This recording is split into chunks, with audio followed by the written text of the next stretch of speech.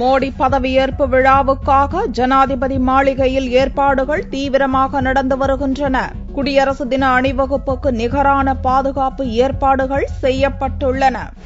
16வது லோக்சபா தேர்தலில் பாரதிய ஜனதா தலைமையிலான தேசிய ஜனநாயக கூட்டணி அறுதி பெரும்பான்மையுடன் வெற்றி பெற்ற நிலையில் நாட்டின் 15வது பிரதமராக நரேந்திர மோடி ஜனாதிபதி மாளிகையில் திங்களன்று மாலை 6 மணிக்கு பதவியேற்கிறார். விழாவில் பாகிஸ்தான் பிரதமர் நவாஸ் ஷெரீப், இலங்கை அதிபர் ராஜபக்சே, ஆப்கான் அதிபர் ஹமீத் கர்சாய், மாலத்தீவு அதிபர் அப்துல்லா யாமின் கயூம், பூட்டான் பிரதமர் ஷெரிங் டோப்கே, நேபாள பிரதமர் சுஷில் கொய்ராலா பங்கேற்கின்றனர். வங்கதேச பிரதமர் ஷேக் ஹசீனா ஜப்பான் செல்வதால் அந்நாட்டின் சபாநாயகர் ஷிரின் சௌத்ரி பங்கேற்கிறார். ஜனாதிபதி மாளிகையின் முன்புறத்தில் நடக்கும் இவ்விழாவில் 3000 முதல் 4000 வரையிலான பிரதிநிதிகள் பங்கேற்க ஏற்பாடு செய்யப்பட்டுள்ளது. பதவியேற்பு விழாவுக்கான ஏற்பாடுகளை ஜனாதிபதியின் செயலர் ஒமிடா பால் முன்னின்று நடத்தி வரும் நிலையில் ரைசினா ஹில்ஸை சுற்றியுள்ள பகுதிகளில் 3 அடுக்கு பாதுகாப்பு ஏற்பாடுகள் செய்யப்பட்டுள்ளன. ராணுவம், விமானப்படையினரும் பாதுகாப்பு பணியில் ஈடுபடுத்தப்பட்டுள்ளனர். சார்க் நாடுகளின் தலைவர்கள், பல்வேறு மாநிலங்களின் கவர்னர்கள், முதல்வர்கள்,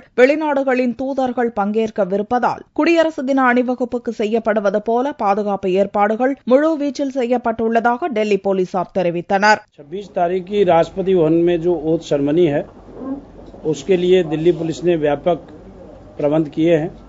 टोटल एरिया सिक्योरिटी को स्ट्रेंथन किया गया है.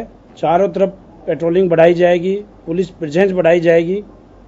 इसके अलावा कल शाम को आफ्टरनून में हमने 1 बजे के बाद कुछ बिल्डिंग्स हैं, गवर्नमेंट बिल्डिंग्स हैं, उनसे रिक्वेस्ट की है कि बंद रखें. उसमें north block, south block, rail भवन, वायु भवन और डलहौजी रोड के साइड में जितनी 2012ஆம் ஆண்டில் பிரணாப் முகர்ஜி ஜனாதிபதியாக பொறுப்பேற்ற பின் புதிய அரசுக்கு முதல் முறையாக பதவி பிரமாணம் செய்து வைக்கிறார் என்பது குறிப்பிடத்தக்கது.